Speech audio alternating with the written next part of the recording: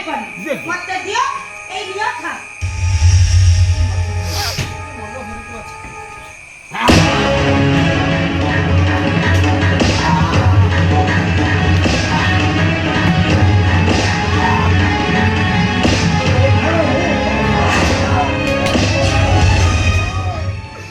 এই কোন করছেন ম্যাডাম যা ହେଲେ ବି ସେ ହଉଛନ୍ତି ଆପଣଙ୍କ ସ୍ୱାମୀ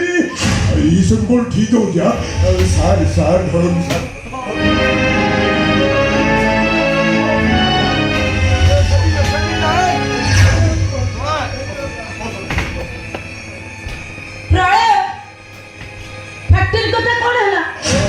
ସବୁ ଡକୁମେଣ୍ଟ ରେଡି ମ୍ୟାଡାମ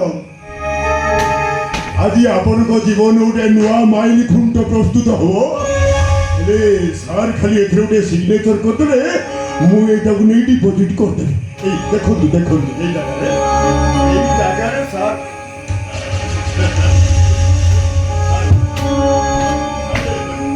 ଏଇଠି ଗୋଟେ ସିଗ୍ନେଚର କରିଦିଅନ୍ତୁ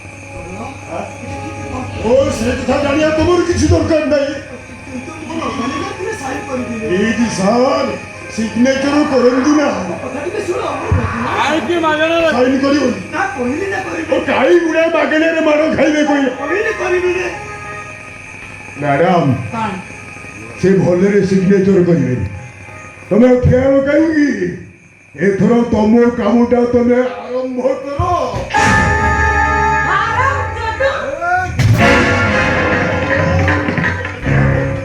ଚଳିବ ଚଳିବ ଚଳିବ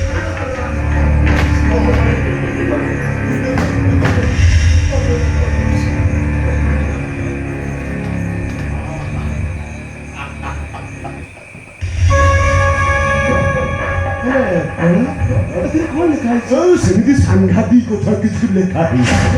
କେବଳ ଏତିକି ଲେଖା ଅଛି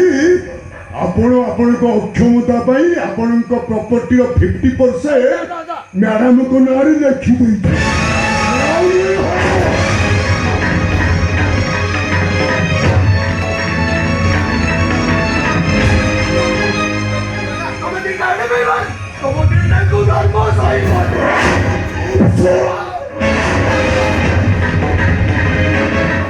କଣ କହିଲୁ ଧର୍ମ ସହିବନି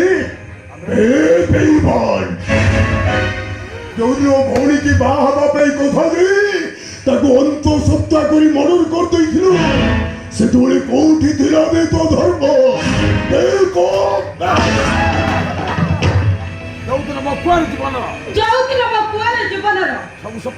ସବୁ ସ୍ୱପ୍ନକୁ ମାଟିରେ ମିଶାଇ ଦେଇଥିଲୁ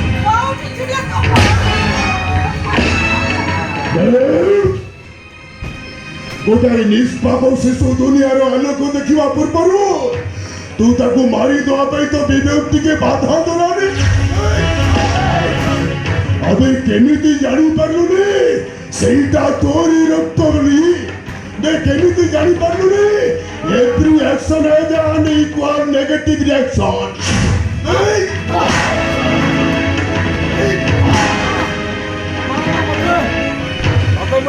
ମୁଁ ତତେ ଏମିତି ମାରିବିନି ଏ କଂସେଇ କାତିରେ କଟା ହେଇନଥିବା କେଇ ମୁଠା ମାଂସ ଭଳି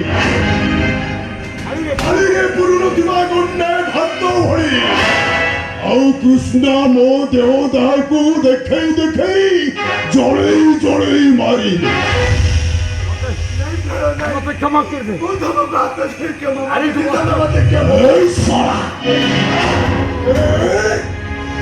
ନାରୀଠୁ ବସ୍ତ୍ର କାଢି ନେଲେ ତାକୁ ଯେତିକି ବାଧେ କ୍ଷତ୍ରିୟ ଠାରୁ ଅସ୍ତ୍ର କାଢି ନେଲେ ତାକୁ ଯେତିକି ବାଧେ ତାଠୁ ବେଶୀ ବାଧେ ଗୋଟେ ଭାଇ ପାଖରୁ ତ ଭଉଣୀ କି ଛଡେଇ ନବା ମୁଁ ତତେ ଏବେଠୁ କେବଳ ଯନ୍ତ୍ରଣା ଦେଇ ଦେଇ ମାରିବି କୃଷ୍ଣ ଠିଆ ଯୋଗୁଁ ମାର